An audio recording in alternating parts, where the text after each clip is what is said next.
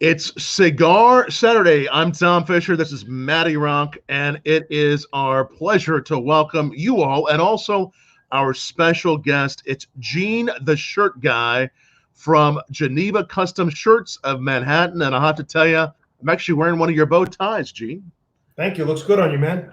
Thank you. No, it feels amazing. I like it. How's everybody doing tonight? It's quiet, to say the least. It's pea soup here in New Jersey, Tom. Literally, you look out the window. Yeah. You can cut the fog with a head flipper. It took me an extra 15 minutes to get here to San just today. Nasty out there. It took you extra time to get there? Oh, yeah. I mean, when it was like driving through a cloud. And every person that shouldn't own an automobile thought tonight would be a good day to go out for a night drive. You're just tired of being inside, huh? Woof. It was ugly out there. Wow. And are you there in New York right now, Gene? No, I'm actually in my house, Glen Rock, New Jersey. Yep. Right on. Well, it's great to everybody who's joining us. Again, thanks for being a part of Cigar Saturday. We have so many great people that come back every week. Like this video and share it right now. Let everybody know what a great time you're having, whether you're having a whiskey, cigar, or just we're going to have a great talk about fashion and shirts. And how long has the Geneva store been around? Well, the roots of this business go back to the early 1970s. I'm not going to bore everybody with a discussion of how this got started, but basically this company was established in 1991. My father started it, and he basically took me under his wing.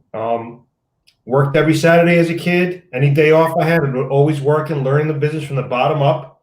And my father retired a couple of years ago. And generally, I ran the day-to-day I've been running the day-to-day for the last almost 20 years. So it's, to say the least, we make the best shirt in the country. I'm not going to say I don't want to say much, but we're the only people left that do what we do. There's a lot of fly-by-night guys that say they make this stuff on they're tailors and shirt makers, but the reality is they just take measurements and send the stuff out to somebody like me who makes the stuff for them. So you're cutting straight. You're cutting the middleman, just coming straight to the source. So you are really, the last of what you do. Nobody really does this anymore. There's a handful of people that still do this, not to the degree that we make their product. We still work with the old way. We are hand cut. We make our patterns by hand. Everything's put together, assembled by sewing machine. Everything is handmade. Handmade is a weird term to use because when you think handmade, you think someone's actually sitting there with a needle, thread and needle, and just putting it together. But the reality is handmade means it's sewed by machine, put together by hand. That's the proper way to do it. A lot of companies now, what they do is they do everything by computer, whether it's by, they plug in the numbers and the electric cutter cuts the shirt out for the client. You never get the same measurements. We do paper patterns. Let's say, Tom, we've made a couple shirts for you, and you can't come to me. You need a white shirt or a couple of white shirts. You call me up and say, Gene, I need half a dozen white shirts. Send them off to me. You're getting the same shirts every single time. If you change measurements, it's another story. Consistently, exactly. Whereas a lot of the made-to-measure companies, which is what they call, they work with computers. And as accurate as some people say a computer is, sometimes the person punching in the numbers misses a number here and there, or the guy's got a drop shoulders, little minute details which they don't encounter along the process. Or if you want to do an oversized shirt and they put it in as a tapered shirt, the guy's going to get a shirt that doesn't fit him. So it's let's just say what we do is specific and it's a niche. And the word I like to use is bespoke, which is the term bespoke means it's made for you. Custom has been bastardized by everybody in this industry. There's guys that say they're custom clothiers, but what they do is they take a stock size shirt and just cut it down and make it fit you to as best they can. But this is really from beginning to end. It is bespoke. It is for you. Yeah, it's a bespoke operation. I oversee the whole operation from start to finish. Wow. And then as you look back and you look forward, how many operations like this used to be? There used to be more of these, right? They were a dime a dozen. And, unfortunately, you move times have moved on and people have, these operations are hard to keep going because number one, you can't find the help. Number two, you can't afford to keep an operation like this in certain cities, kind of like New York, for example. Like right now, New York City right now is a discussion we'll have later on the show, but it's difficult to keep up the operation with what we have now, especially with the cost of operating is the key, and that's the killer right now. So, you try to keep things simple, and it'll take you a long way. That's the way I see it. It's the simplicity. It's the beauty. This is the shirt guy. And if you have any questions about fashion, or about what Gene does, any questions you want to ask, definitely tweet those. Put them down below on Facebook, on YouTube. We're going to have a lot of fun here. And tell us down below what you're sipping on, what you're smoking on. What are you smoking on there, Matty? So today I decided to knock out one of the Undercrown Supremacists. Gene Smile, we had one of those a couple of weeks ago. I got to send you one of them, Tom. And like I said, in this configuration on the Supremacist stick here, like I said, everybody, we talk about, different sizes of cigars and how it opens up different tastes, different nuances, different flavor, everything else. A lot of people, does it really make that much of a difference on the profile? And I got to tell you, yes, and especially on this stick. So the configuration of this Suprema really opens up everything on there. Tom, you've all smoked Undercrown shades before, so you get a little bit of the white pepper on the front end of the stick. The stick, it really opens up, so you have that creaminess, that white pepper taste, and it finishes beautifully. Just a great size. And me, for my non-adult beverage, we're doing a little bit Stoke cold brew today. Real sugar. Nice.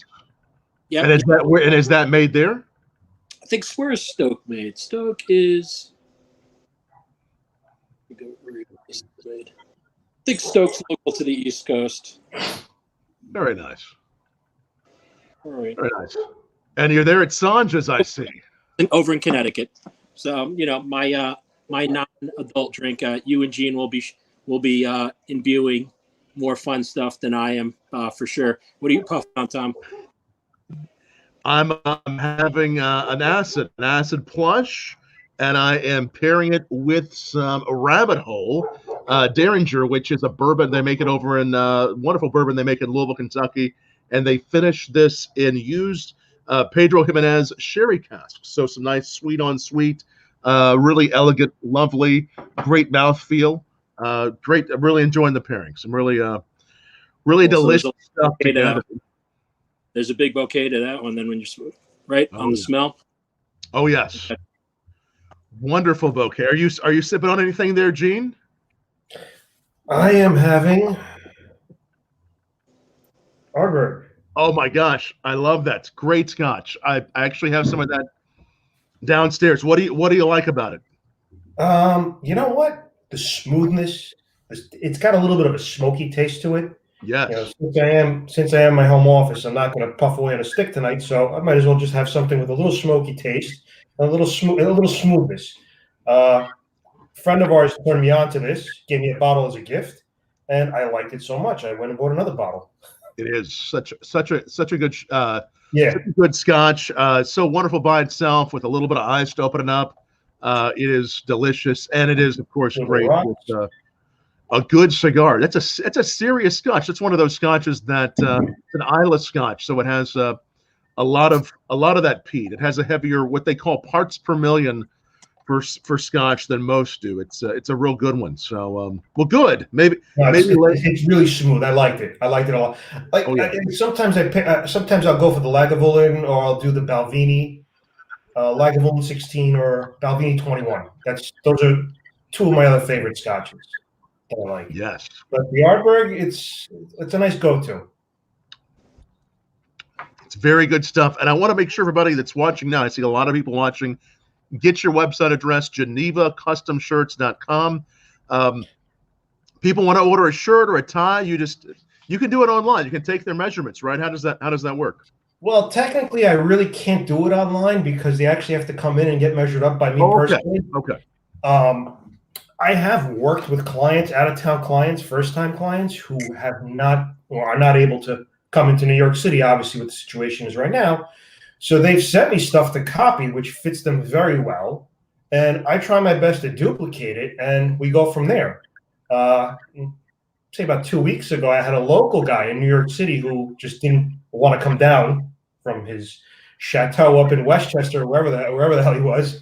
He says, I don't feel like coming down because of COVID. I said, well, what can we do? He says, how about I send you a shirt and that fits me well, and we could duplicate it.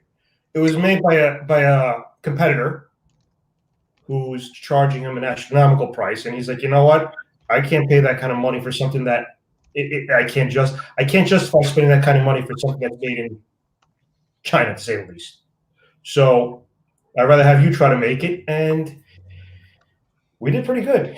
I'll tell you that. He ordered, I think, half a dozen white shirts, which is the cookie cutter order. Let's just say that. Is that your most popular shirt order? Is the white one then? Was not anymore.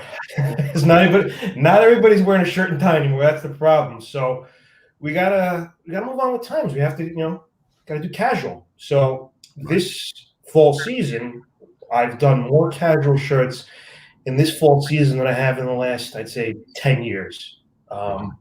Just because people are not wearing a suit and tie anymore.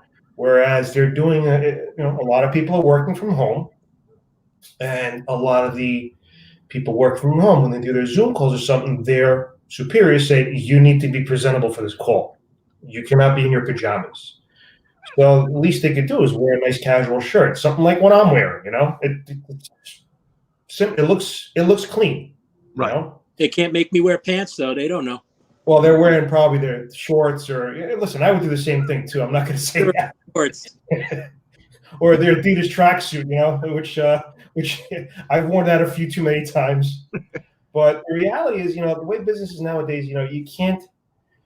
You try to put together a collection, and you have a difficult time, kind of like what's happening now, and we don't know what the future holds.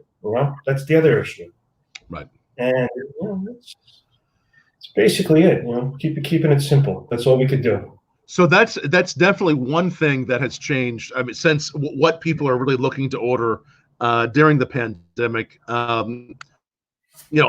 Obviously we're not going to be in this always. Is there anything that you think people have discovered in fashion that or any trends that will continue even beyond when we go back to a new normal? Well, I think a lot of people are going to dress less formal for the time being, for the foreseeable future.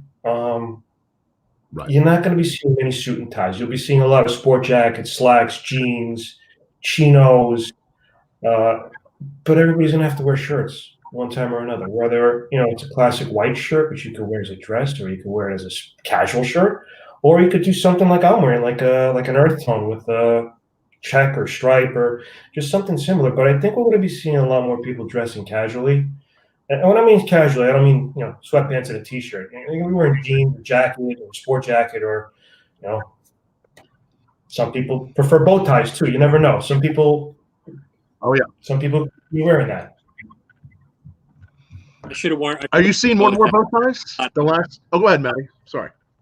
I have actually. Before pre-pandemic, I've seen a lot more people wearing bow ties, believe it or not. So don't knock the bow tie. That's what I tell people. That's right. I've been to a lot of formal events, and 5-6 years ago, you see people everybody's wearing neckties, and now everybody's going crazy for a bow tie. Whether it's a simple black one or something patterny like you got on right now. Yeah.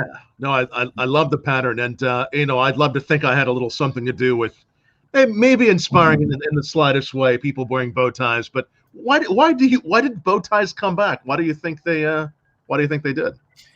My honest answer, I don't know.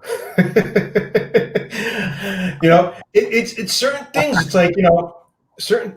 For example, it's like why would somebody prefer I don't know blue jeans over black jeans? All of a sudden black jeans are back in style.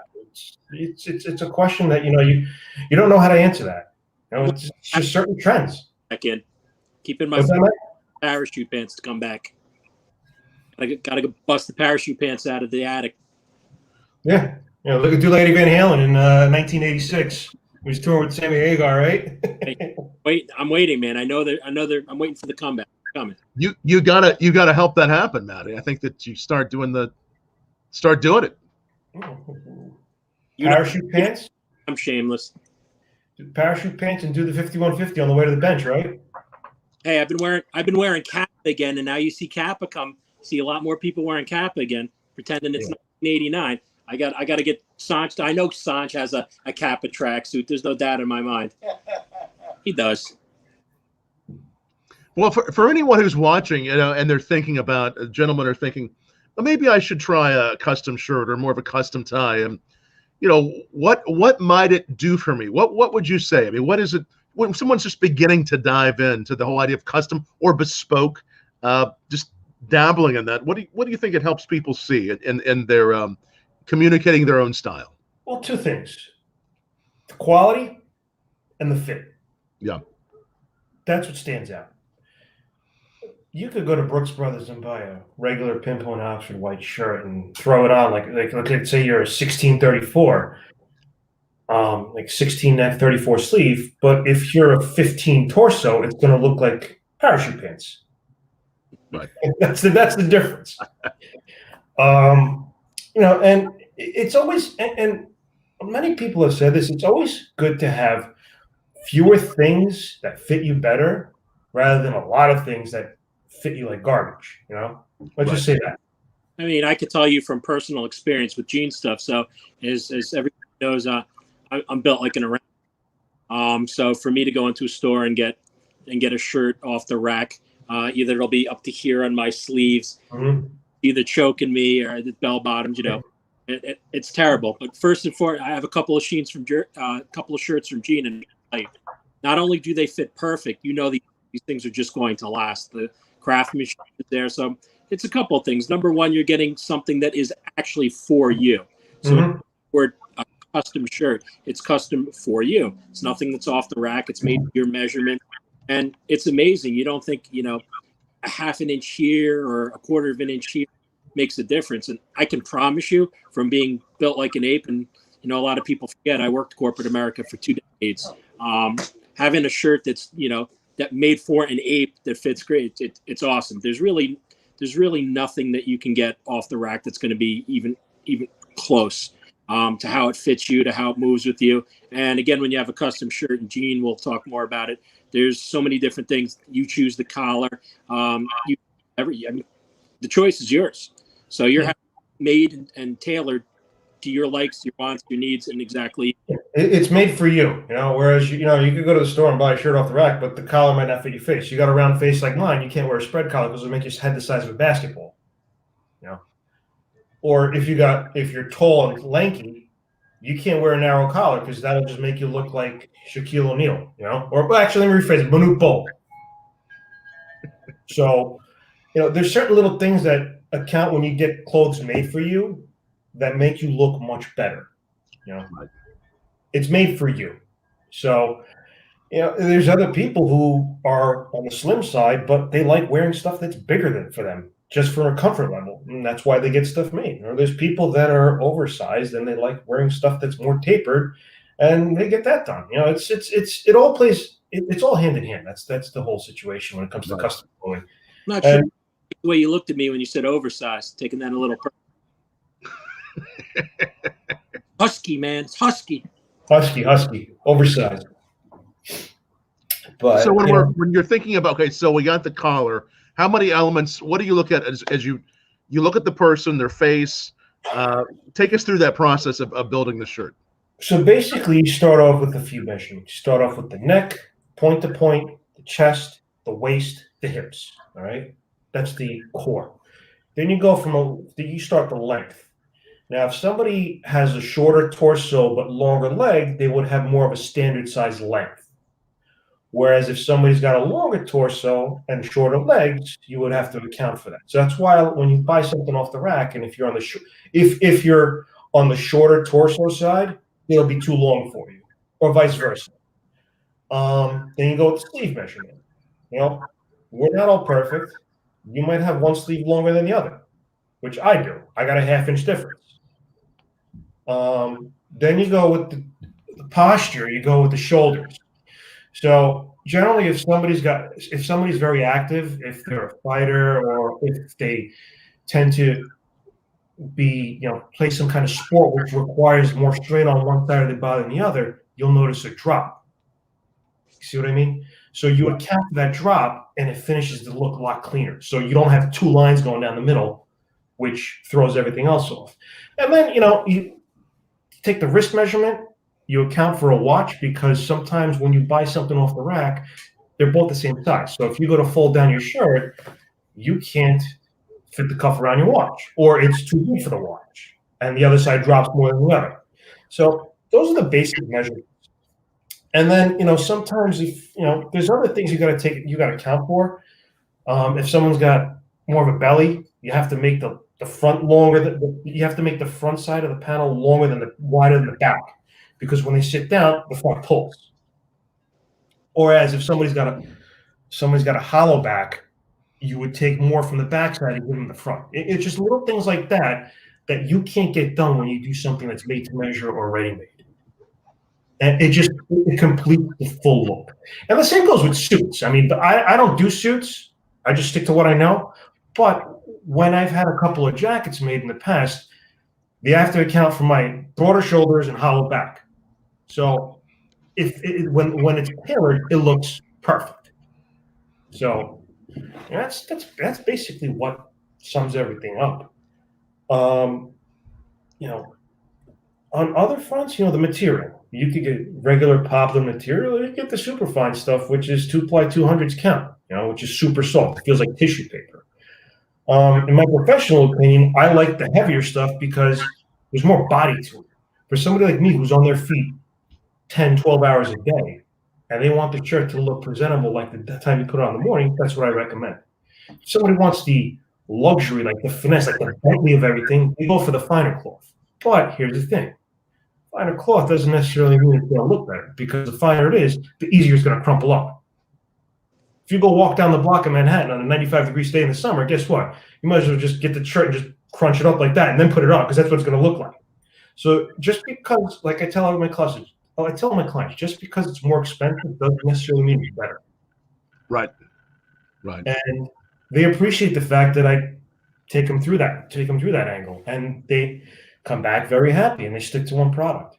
I don't try to upsell anybody. That's the other thing I do. If somebody comes in looking for a 2-ply 200, so what do you want that for? Well, my friend has it and this and that. I say, you know what? Let's start you off with something simple. See how you like it, and then you go from there. If you like that, you want to gravitate towards something a little finer, you do it gradually. You don't just jump the gun. It's like trying Pappy Van Winkle you don't drink bourbon, but you want to go straight for the Pappy. It's the same concept. You know what? Start off with a little bullet. Get that through your system first, and then figure out what go gradually and see what your palate like. It's the same concept when it comes to clothing. It's a good analogy. I like it. It's very good analogies. And the other thing is, when it comes to expensive clothes, here's the other thing you got to take into consideration: proper care for them. You can't exactly go to the Chinese laundry, which charges $1.99 a shirt, around the block for you to get this stuff done. Because when you get it back, guess what? Ain't going to fit you. I've had a lot of customers come back with the shirt shrunk 2 inches. What the hell happened? Blah, blah, blah. But let me see it. It's like, where do you clean your shirts? Well, I take it to the local cleaner down the block. How much are you charging? Like 99 cents. I'm like, dude, the guy threw your shirt and he sent it to a big factory, threw it in a dryer, shrunk it down 2 sizes, and this is what happened. And then you got to throw the other analogy in. It's like, what kind of car do you drive analogy? So the same customer asked me, same question. He came back. I said, what kind of car do you drive? He goes, oh, I got it. And this is a couple of years ago. He's like, well, I got a S500. I have a 911 Targa. But it kept going on. I'm like, when you wash your cars, do you take it to the $5 car wash, which has all machine, no interior detail, nothing? Or do you take it to the place that's going to charge you $30-$40 and get everything down, to a T? You go, oh, I only have one person to take care of my cars, and they come to my house. Right. Same thing. Care. That's what it comes down to. So you really, so no matter what, obviously we love your shirts, but no matter what, you really will. You will encourage people to look for the right type of care, the right type of cleaner. How would you recommend people research those where they live? So basically, what I do is I keep a list of referrals from clients who have good places to care for, wherever they live, and I give them the information. This is where this customer goes. He's happy. Use them. Well, what do you know about them? This is the customer told me this is where he uses. He's very happy with them. Try them out. Or do it the old school way. Wash them at home and press them yourself. That's what I do. The only difference is I'm spoiled because I wash my shirts at home and I bring them to the shop and have the girls press them. But if I come down to the nitty gritty and I got to press a shirt, I can get it done. It takes 20 minutes, no more than that. So, but you gotta have proper care. That's the bottom line for anything. Anything that's luxurious, you gotta have proper care. Same thing with watches. Matt could attest to that, right? Yeah, 100%, man. 100%. And I like what Matty was saying earlier too. You have a lot. The shirts will last a lot longer. I mean, what's the life? I mean, you think about a life of a normal shirt we might buy in a store versus yours. What would we be looking at? Listen, I have shirts from 1997 still that I still wear. Wow. But the difference is I got a rotation of about 200 shirts. So I never wear the same shirt in a month. Now, for somebody who's a potential customer, I recommend they have 30 shirts in the rotation. But here's the key. Not all 30 have to be mine. The best start off with 3. Those are your power stuff. That's your go-to. When you gotta go someplace and you want to make a statement, you want to look professional, you want to look 100%, you want to be the best dressed person there. That's what you do. You go to Brooks Brothers, you go to J. Crew and get stuff to wear to work as beat-arounds. You don't have to have 30 expensive shirts. And I tell people that it's like buy a few and buy stuff that you could beat the crap out of. Essentially, so you don't have to keep rotating, and if you wear them once, twice a month, they'll last you a lifetime with proper care. And the other beauty of what we do is, if somebody's got collars and cuffs which are frayed, and we can match them, we'll replace your collars and cuffs for you, for a nominal fee or whatever it is. And then shirts. If the body of the shirt is great, there's no reason to throw it out. If it's a white shirt and you're like, what, I don't need to buy another white shirt. I want to buy something else. But the body's good, the collar's are frayed. You know what? Can you fix this? Sure, no problem. And the other thing I recommend for everybody is to wear undershirts, whether it's a V-neck or or whatever, because when you sweat, all that underbody, that stuff just goes right through it, and that just shreds everything. It's just like T-shirts speak for themselves. After you wear a T-shirt a couple times, that's what happens. We're from Jersey. Oh yeah, be a guinea tee. Come on. You can wear that too. Go wife. What do you call a wife beater? Gotta wear the guinea tees. Hey, come on. It seems like, I mean, just kind of from my own observation, there are clothes that I bought many years ago that seem like they have held. It seemed like they held up. It's like a Godfather. Let me make you laugh. You can't refuse. Sure, clothing, whether it's sweaters, shirts, held up much better than they do these days. On what we describe why that is. It seems like quality has diminished, and I think we all know that what we buy off the rack. But why has that happened on the whole? So basically, quality has diminished because the materials that they use have been lower quality, lower grade stuff. There's a lot of American companies that make sweatshirts, jeans, sweaters, jackets. You just got to find it. That's the thing. You could do a simple online search on Instagram or Facebook, and you could find a lot of companies that make good quality American-made products. When you go to Banana Republic, and I'm guilty of it too. I'll be the first person to say that. If I get a pair of jeans that I want to wear to work, I'm not going to go buy $200 jeans. I'm going to go to Banana Republic and get a pair for $60, $70, whatever the cost is, like beat-arounds. But I do have some good stuff that I wear from time to time. I'm not going to wear them to go cut shirt orders, but I'll wear them to go, if I want to go out to dinner. Well, we used to be going out to dinner for times like this. But if I had to go somewhere and throw on a pair of jeans, a shirt, and a blazer, I would wear my nicer jeans. You know, that's the thing. But the thing is, quality has diminished because everything has become disposable. You know, nobody likes reusing stuff anymore. Whether it's clothes, materials, like hardware, everything as a whole, as a society, if you think about that. You know, when was the last time, I don't know, you bought a product and, you know, I'm like I said before, I'm guilty of it too. It's like, you know what, I'll buy it on Amazon because it's half the price. And when I'm done with it, I'll throw it out, whether it's a knife or something so small and stupid like that. You know, quality is diminished because the stuff has gotten cheaper. And, you know, I was looking the other day, we were talking about quality. I was looking, there's a company that makes hooded sweatshirts. I forgot the name of it, but Matt, when I find out, I'll remind me when I see you next. They sell hooded sweatshirts for $100, but they're all made here in the country, in the United States. And they're warranted. That's the funny thing about it. So you could beat the crap out of it, and if it shreds or rips, they'll get you a new one. So, I mean, but the quality is diminished just for a cost factor. Well, yeah, and I think that's so important, and I, you know, we all appreciate good quality, and I have to ask it. A lot of people have been asking me down below.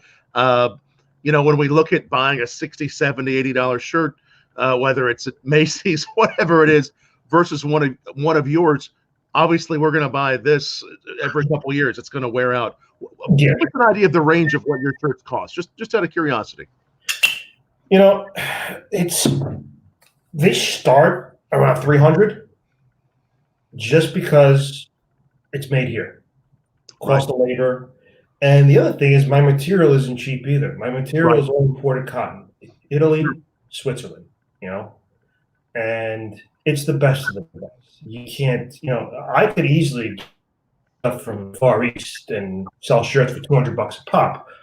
But those, it's a dime a dozen. And I would basically be shooting myself in the foot for, you know, you downgrade your quality, and then people are saying, well, why were you charging this amount and now you're charging this amount? You know, what's the catch? You know what I mean?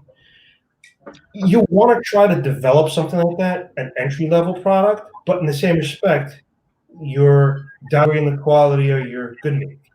So I've thought about that, but it's not really worth it at the end of the day, because my labor is so intensive and so expensive that it's not worth getting a cheaper product, a cheaper quality fabric. You know? Absolutely. No, I understand. And again, you get your fabrics from Italy, from Switzerland. These are companies that you and your family have been dealing with for and working with for many years. Years. Yeah. So now what happened is there's basically two big fabric companies, and they've bought everybody. They bought all the smaller companies because they, you know, from an operating expense, it's expensive, and a lot of these companies are going basically shutting down, and they're getting bought out by the bigger companies. But here's the catch, though: they're not sourcing the stuff out. Right. Start to finish, everything's made in their respective countries. So, you know, and there's a lot of companies that try to, you know, let's say they try to bullshit people, and they tell you, oh, yeah, it's made in Italy, but you know what? In the meantime, we ordered a 60-meter tube for special order for one of my wholesale accounts, and when the tube popped out, ticket popped out, it said made in India. So it's kind of like, okay, but you're saying that the stuff is made in Italy. Oh, but you know, because of EU law, we're allowed to, you know, we weave the stuff in India or wherever country it is, and then we finish it in Italy, so it's technically made in Italy. You know? So it's kind of like, all right, thank you very much. Won't be getting orders from me anymore. So you really have to watch when any of us see that with anything. It can often mean something besides what we think it means. Exactly. Well, it's just like cigars, you know. Yeah. So the true. Big Cuban cigar thing, you know, like Cohibas. Oh, I got Matt. Was that? I told Matty a story last week. nothing, but he got away with it. Yeah, I mean, I think it was like 0.1%.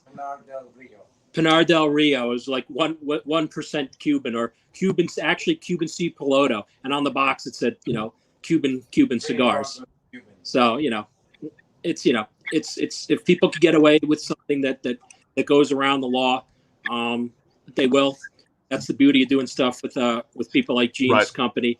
You hear it's not even shop local, that's shop hyper local, and you're getting everything made right here, legitimately made right here. You go take a walk into the shop, kind of. Right. It's like the story I told you last week. Now with the cohibas, guy gave me the cohibas. Oh, these are real cohibas. What are you smoking? What are these undergrounds you doing? Give me one of those cohibas, dude. Give me a cohiba. Where's the hologram, buddy? Sanj won't even say anything. He'll just look at you. What's the look, Sanj? Sanj has a special look, or he just nods. He doesn't that. There you go. That's it. That's the look.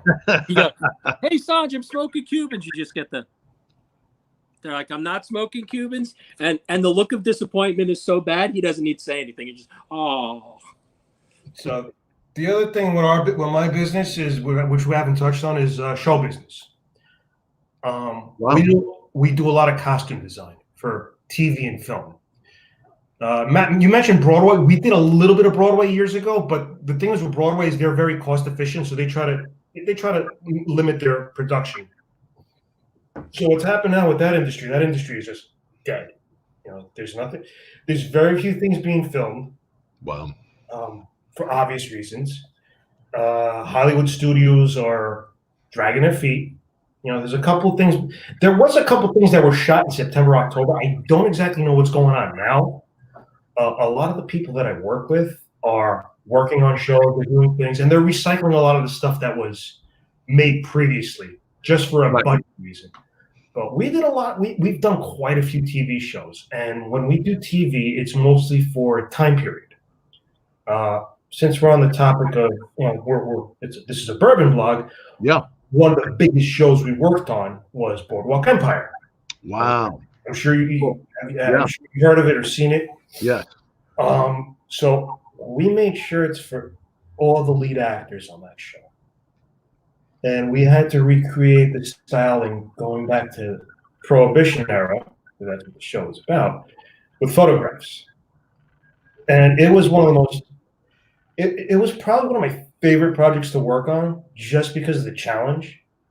And, we still get residual business from that because people know it's like, oh, you know what?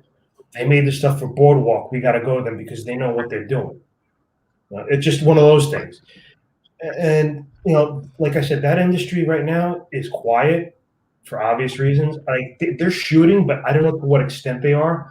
I think there's a lot of liability issues, which they don't want to get lawsuits and so on and so forth. But I think, have you guys noticed that TV's been pretty quiet? There's not that many shows on, new shows or new seasons, right? Because they're recycling a lot of the stuff that's probably in the archives, Yeah. And shows that would have never made it, but due to not filming the last 6 months or whatever it is, they're just season series premiere or this and that. Like every show on TV is a hospital show. I don't know if you know that. There were some shows that they weren't going to let air, but they went ahead and put them out there because they. Yeah, it's like I'll throw this reference to Matty. It's like the 5150 Studios archive stuff that was never released. So you don't know if it's good or not, right, Matty? That would have been the very last Van Halen album. Yes, sir. Hey, this sounds like something that could have been from 20 years ago. Oh, no, it was. Yeah. And it was regurgitated in 20. It was premiered in 2012, 2013 when the last album came out. Yep. Tattoo. Yep. Yeah, it sounded like Van Halen too.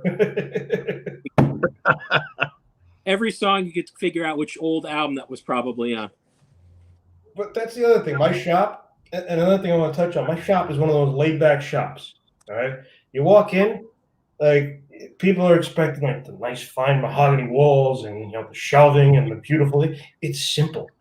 It's a showroom table. It's a nice window in Midtown Manhattan, and that's it. It's a no frills operation.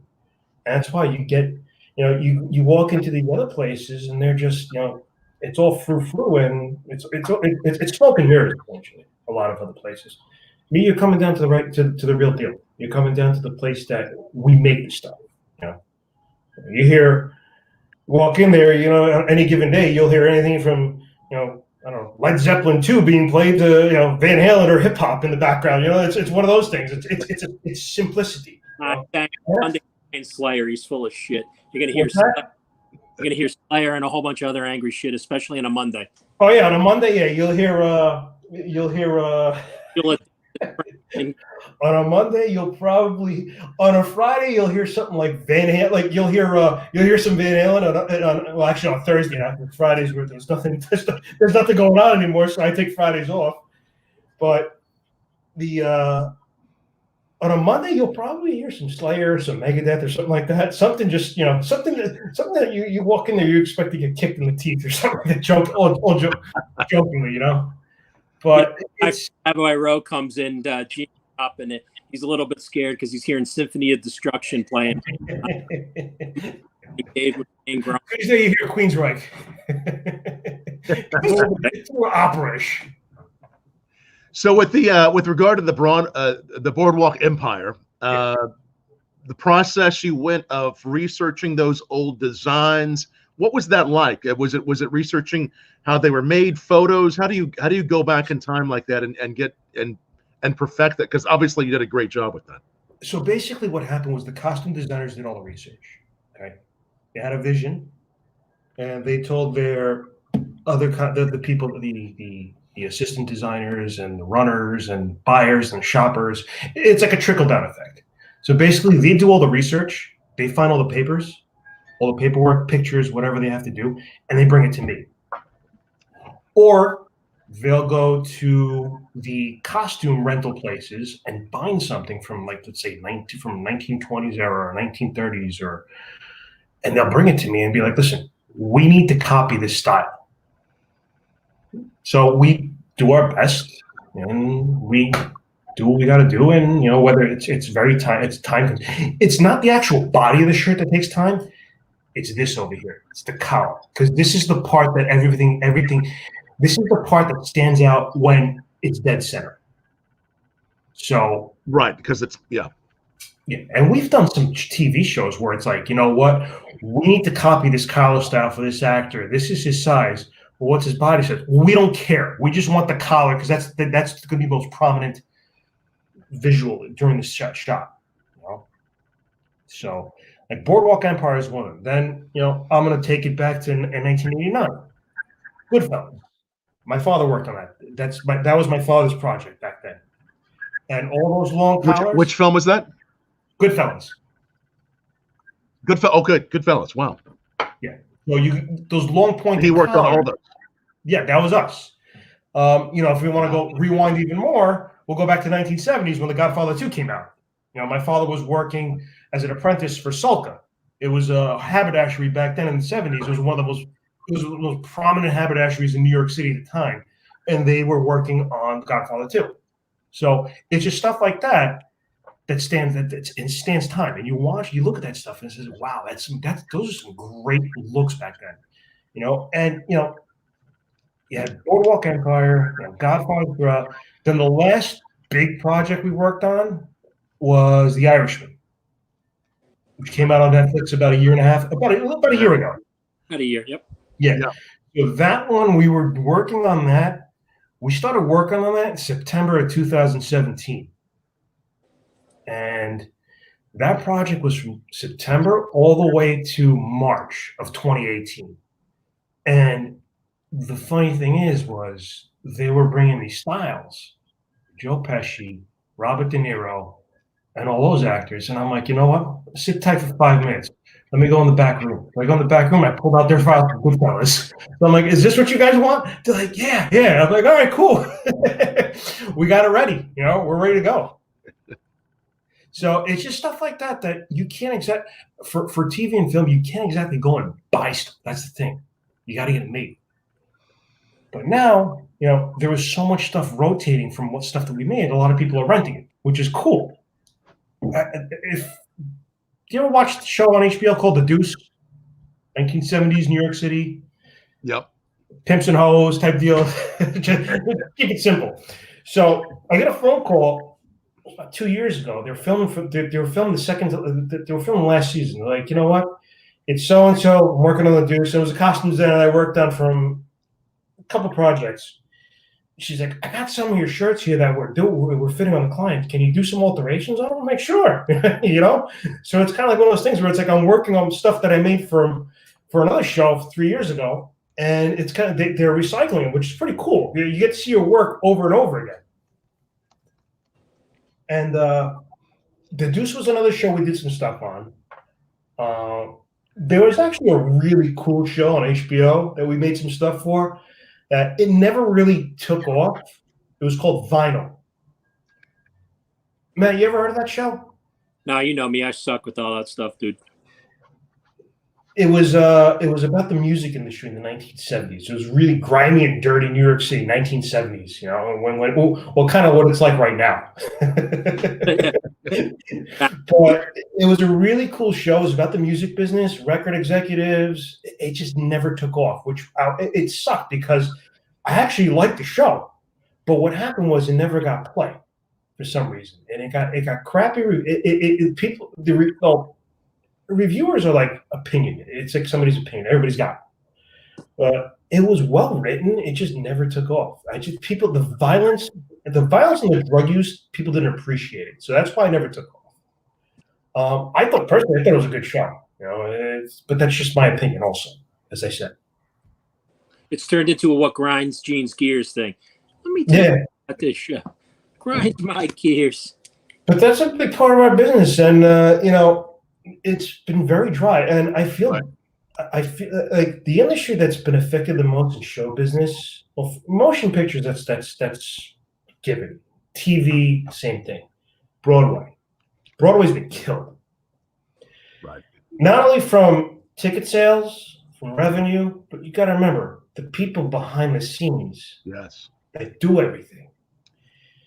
The dressers, the producers, the directors, the musicians, the bands, the costume designers, the costume team, the people that make the costumes.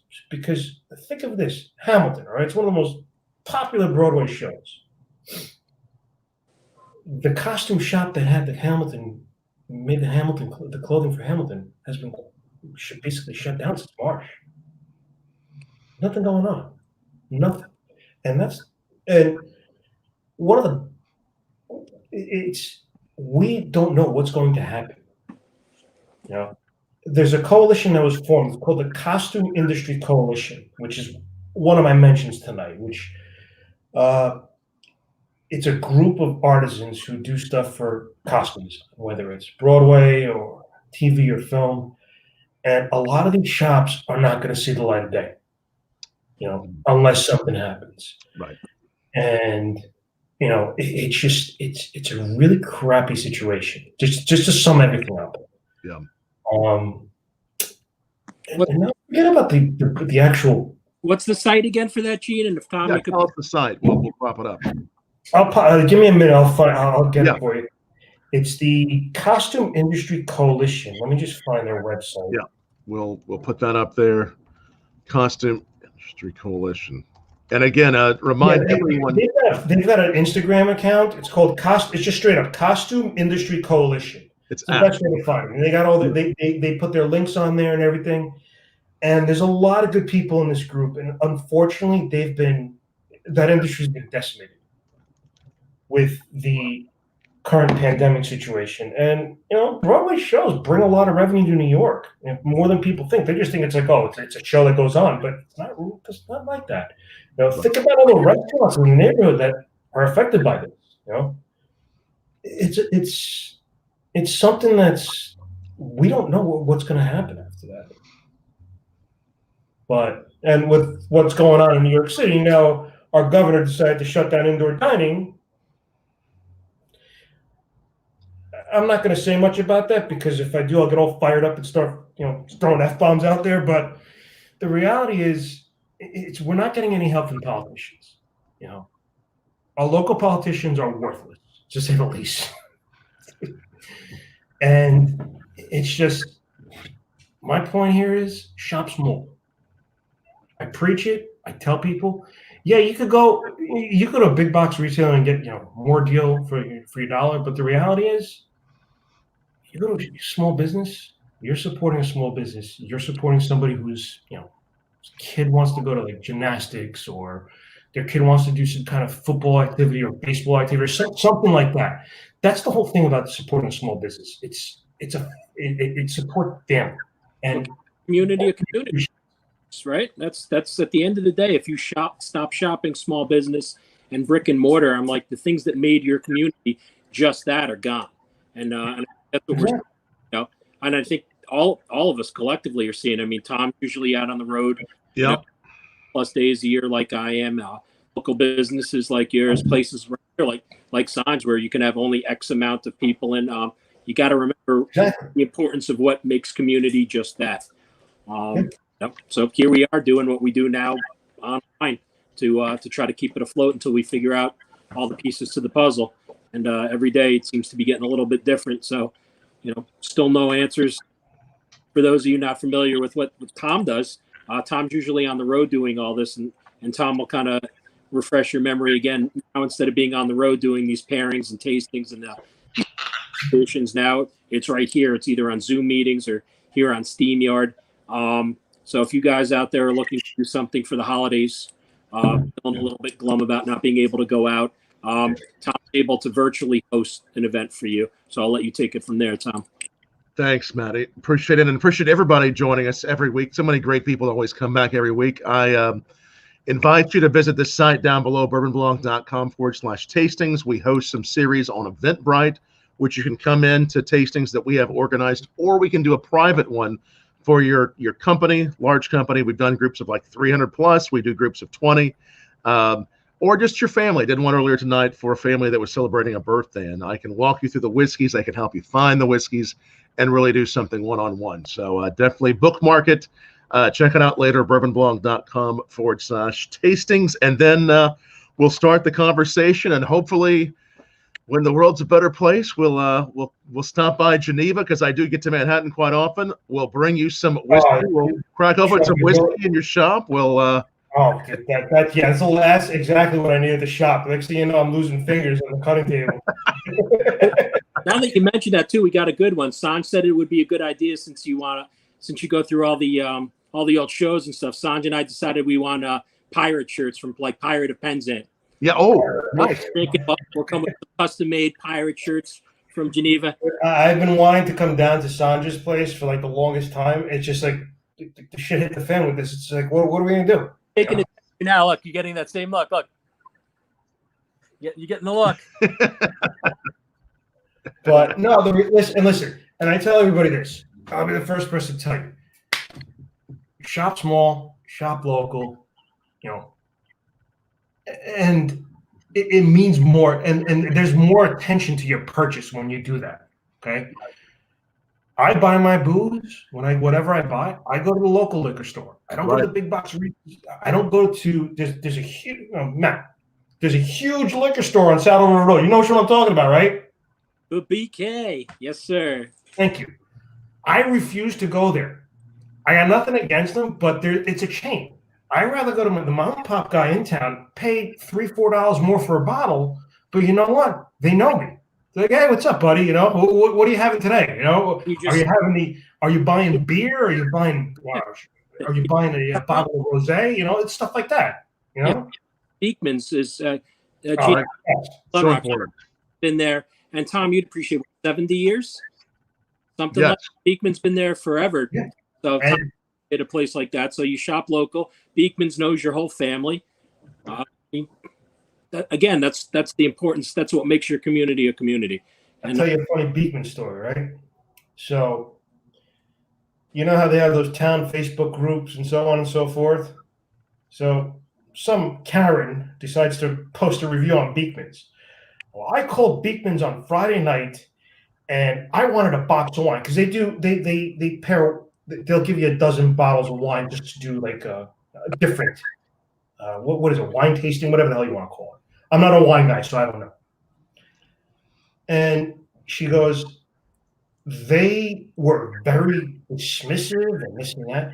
And you're talking about a liquor store in the midst of a pandemic on a Friday night. It's kind of like, okay, you wanted a 12 bottles of wine that cost about 10 to 15 bucks. You wanted a sommelier experience on cheap wine. The guy's like, dude, you know what? You need to come down here. We can't do this over the phone. We're slammed. And it's kind of like she let off like this bad vibe towards them. And I read this. I'm like, you know what? I'm going there. I'm buying a 6-pack just on principle because I like those dudes and they're good. And they hung the phone up on me because you were not treating them with respect. And when I went there and asked him, I said, what happened with that lady posted that Facebook? He's like, oh, dude, she was whack job. She called us up cursing and screaming and this and that. And I'm like, you know what? There's a lot more people that like you guys than don't like you. So don't pay any attention to that. Shop small. That's all I gotta say. It is so important just to go to the mom and pop business, shop small. I am seeing people get behind that movement. Do you think even as we come out of the pandemic, which again, hopefully will be soon, do you gentlemen think we'll see the trend that will go towards that? Will that not just a trend, but a heartfelt, caring ability and intention? Do you think we'll see more of that? I give it a 50-50, to be honest with you. I think 50% of the people will still continue to do big box. And let's remember, monetary is a part of it. And I understand it. A lot of people have lost their jobs. People can't what's an extra $3 or $4? Well, when you've had nothing for almost a year because your family's been decimated by COVID, I get it. And then you have the other 50% who remembers what made their community tight-knit. Those people who remember, they wanted to see that smiling face greeting them. They know that what they got had that personal edge to it and everything else. So, unfortunately, I'm going to say it's probably a 50-50 thing. I don't know what you think about that, Gene. I agree with you. It's going to be a 50-50 thing because you're still going to have those people that wait online for 2 hours at Starbucks, like I saw today when I spoke to you. Right. Drive through Starbucks, got to get their lattes, right? Meanwhile, the coffee shop that's a mile away from there, you could easily walk in and get the same coffee. And actually, it's better. Go to RCC. There's not a line out the door. RC, the other one on the block, which has the odd hours, or even, dude, even the guy on Rock Road, the guy that's so Matt, Tom. Yes, it's a strange story. Me and Matt literally live less than a mile away from each other. It's crazy. And we met each other through our mutual friend Carl. And the funny thing is, he's like, when I knew Carl for a while, and he's like, "Oh, you got to meet my friend Matty." I'm like, "Who?" He's like, "Matty Rock." I'm like, "Oh yeah, we follow each other on social media." He's like, "Dude, he lives right by you." I'm like, "No shit." I'm like, "Get out of here." So it turns out I meet Matt. Me and Matt were following each other on social media and all that thing. The day I meet Matt, I'm hanging out at the park with my kid, and I see a Facebook. She's playing. I see a Facebook Live, and I'm like, "No!" I'm like these two goons are on the other side of the park right now. I'm like, yo, kiddo, let's take a walk. So it turns out it's kind of like, we'll make it deals. Like, I'm like, oh, what's up, Carl? It's like, yo, what are you doing here? I'm like, there's a park across the street. You're at the town I live in. I'm like, you're hanging out with Matty Rock. I'm like, wow. That's pretty funny. That was the side of Carl that most people didn't get to see, so he had a laugh. So Gene's probably looking over like, who are these two assholes with the giant bump box? Yeah. And he's like, who did I think it would have to be? Carl and Matty. It's like it was like a given that day. It's like I go on what is it? I don't even know if it was Instagram or Facebook, one of the two.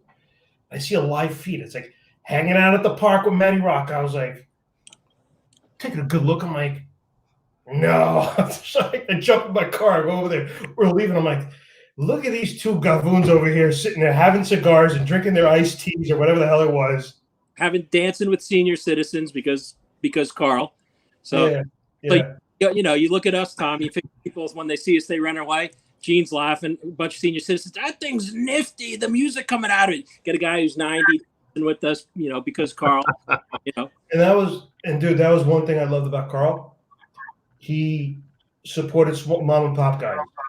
Always. Whether it was the guy making the donuts in the small donut shop. Yep, the Perot. the guy who was carving out meat at the butcher shop. You know, little stuff like that. You know, it was, and he hooked up a lot of people with others. He hooked all his friends up. He hooked everybody. He was a good networker, and that's how we met. That's how I met Matt.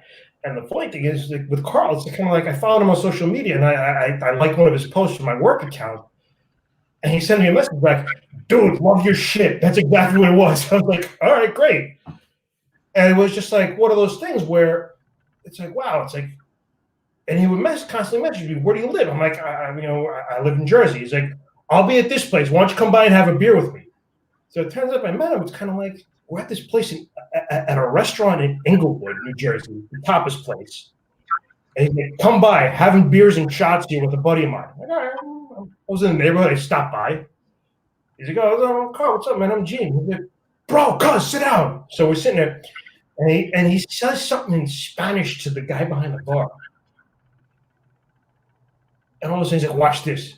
So he told the guy to play Julio Iglesias songs on a repeat.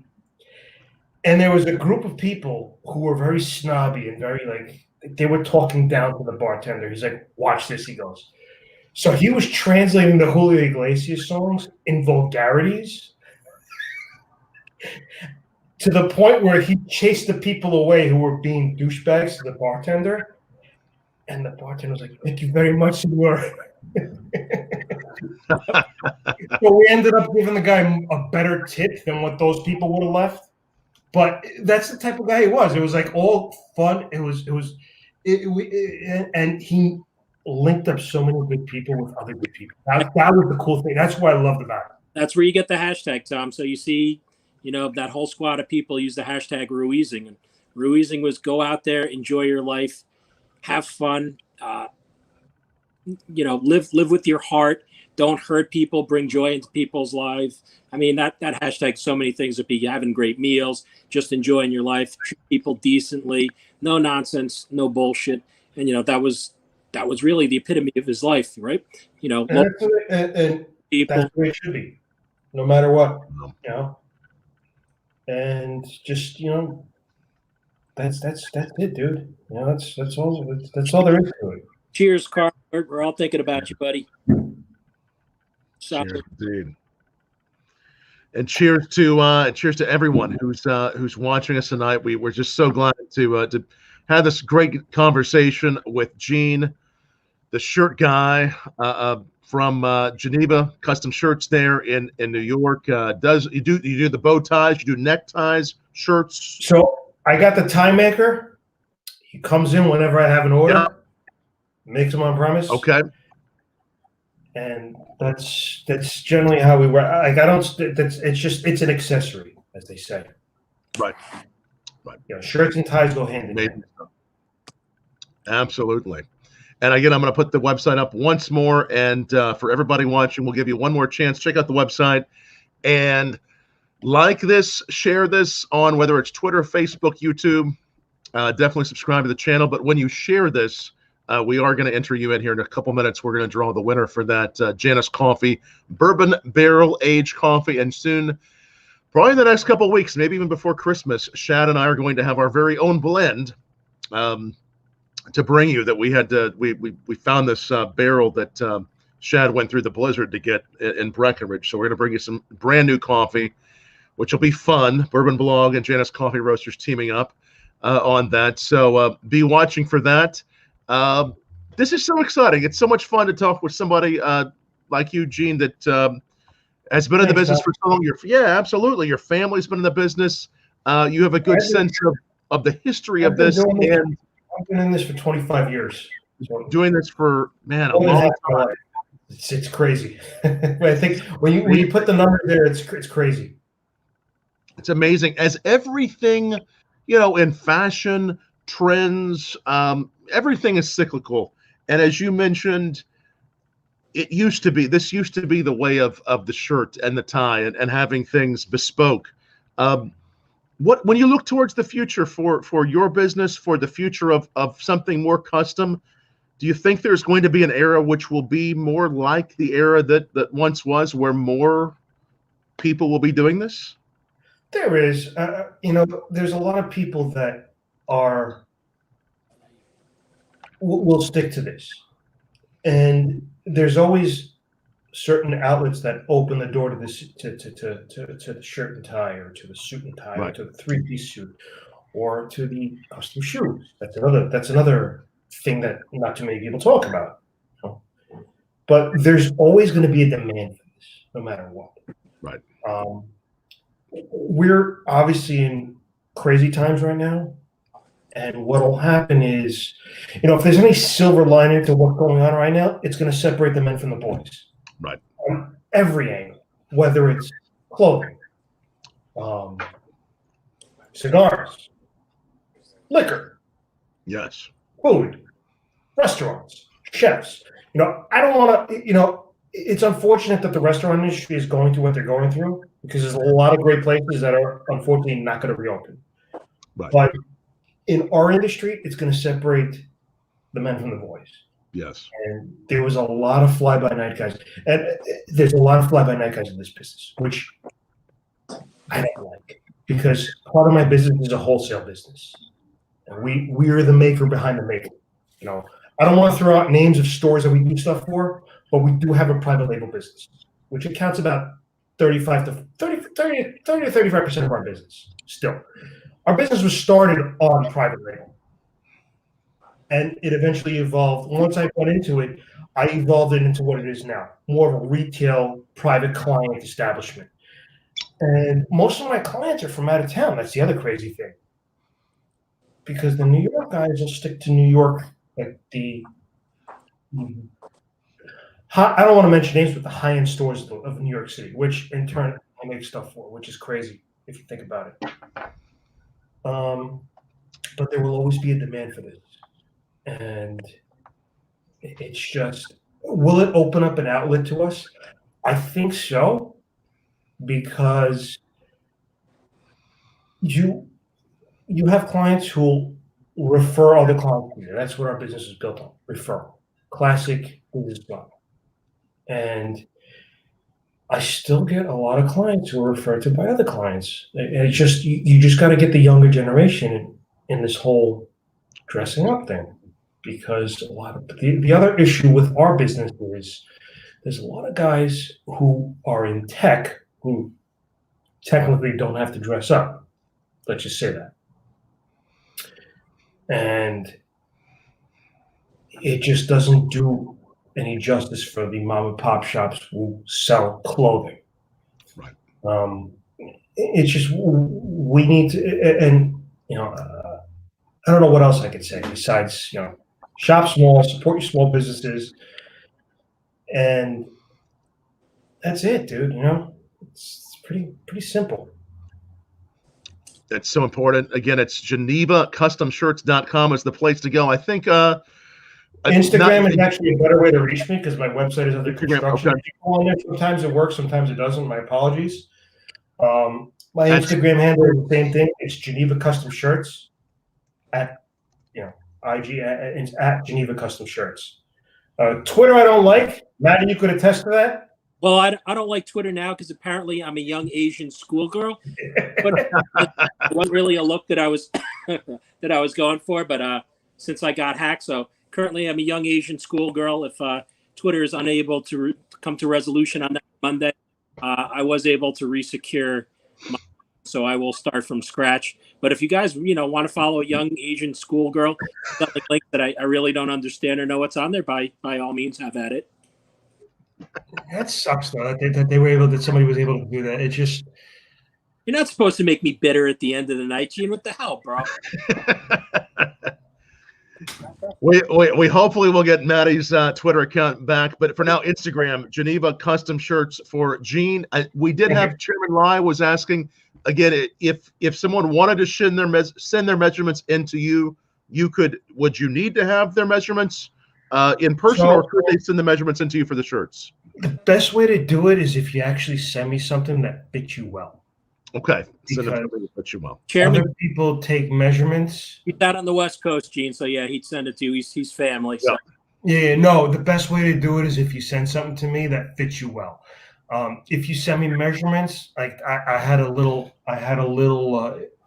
back and forth with a customer from Texas, which eventually worked out, which is great. I sent him to one of my private label guys, a wholesaler, and they measured him up, but they didn't measure him the way I measure him. So it was like a back and forth thing, but eventually it worked out, which was great. And if somebody's interested, send me a message and I could send you someplace. I could send you to somebody who I know works the same way I work, and they could take your measurements. That's the beauty of it. Because keep in mind, I still do a private label business all around the country, and there's people that know the way I measure, which is the beauty of what we do. Right. So important. We did have another question. Those shirts that it probably varies show to show, but do you have any idea whether it's the Boardwalk Empire, other shows, whatever happens to those shirts after they use them for the shooting? Do they go to, where do they go? So basically they get auctioned off. Nice. There's two things that happen to them. They get auctioned off, like somebody could buy them for like 10 cents to the dollar, or what it cost them. Right. Or they get sold to costume companies and they get rented. So let's say they were sold to a costume company out in the West Coast. Okay. Somebody else could go into their warehouse, see what they have, and pick and choose and rent it out for $20, $30 a day. But sometimes what happens is it's pretty expensive to do that. If you're shooting something and you do it for 20 days, if you're paying $20 a day for a piece of clothing or $10 a day, it just makes more sense to get it made because it costs from a financial standpoint and from a budget standpoint. And I think a lot of the times what's going to happen now, I think the Hollywood studios are going to chop down their budgets. Right. And this is just me throwing this out there. I don't know what the truth is. I don't know how they operate. But, that's what happens to this stuff. It gets auctioned off or it gets sold to a costume rental company at the end of the day. Referring back to the show, to The Deuce, they had stuff that I made for vinyl, the TV show that was never picked up for a second season. So there were some purple 1970 shirts with some long collars like this that Bobby Cannavale wore that were on The Deuce that somebody else wore. You see what I'm saying? Yes. Which is pretty cool. Unfortunately, not or I would have been the guy buying it because I'm right with the purple velvet shirt right now. Purple shirt, no, not a velvet, just a regular purple poplin with two pockets with flaps, one for your cigar cutter and your lighter, and one for your sticks. I'm in. Sold. Blank check. So again, the shirts. It's nice to know they continue to live on probably for many, many years. Yeah. Whether it's a costume company, somebody buys it on an auction. That's cool. What you do is art, and it continues to live on. So well done, Gene. Really, that's one of the really nice job. Like I said, it's the quality, and you see it's worn for a motion picture or a TV show, and it's beaten up, but yet you see it for another TV show 3-4 years down the line, and they're still wearing it. So it's pretty cool. Excellent. Again, it's Gene, the shirt guy, Geneva Custom Shirts. Follow them on Instagram, and so many great people sharing the video tonight between Twitter and YouTube and Facebook. Gene, to make sure we know who gets that coffee, the winner, pick a number between 1 and 41, please. We've partnered everybody's name up that entered with the number. So 1 and 41. I will pick out Double Deuce, 22. All right, we will go down the list here to 22, and the winner is John Rios. I know John watches a lot.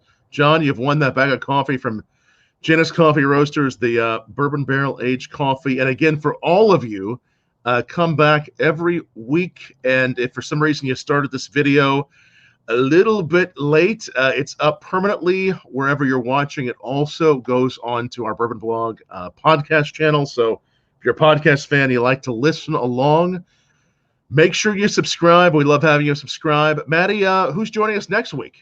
Next week, we have the man, Ted Poley, lead singer from Danger Danger. Yes. Put out a new album, Lions, by Tokyo Motor Fist, who has the bassist for Ted Nugent, Greg Smith in there, the guitarist for Trickster, Steve Brown, drummer for Billy Joel. And he's going to be showing us his new jewelry line that he launched as well, too. So in the spirit of rock and roll, I might have to let my hair out next Saturday and pretend that I'm a rock star like Ted. And then the following week, we have Gene and I's mutual friend, Mr. Matt Farron, known as the Smoking Tire, as one of the biggest car YouTube shows out there. Big cigar guy, big into watches, big into bourbon. So that'll be a fun show too. And then we got to figure out our schedule. Starting off the new year, we've come into the 8-month mark. So. That's right. We've been rocking it out, Matty and I have, for many, many months, and we're so glad. So many great people I always see that come back, a new one. So whether you're new or returning, make sure you share this channel. Let everybody know it's Cigar Saturday every Saturday, 8 p.m. Eastern. Gene, thanks again. I love the bow tie. Thank you. I just great bow ties. It's perfect, and I specifically made it pink because Opie was knocking you on the pink bow tie, but ain't nothing wrong with a pink bow tie. I love it. Yeah. I love it. Cheers, everybody, and happy holidays. Salud. Much love, everyone. Much love. Cheers.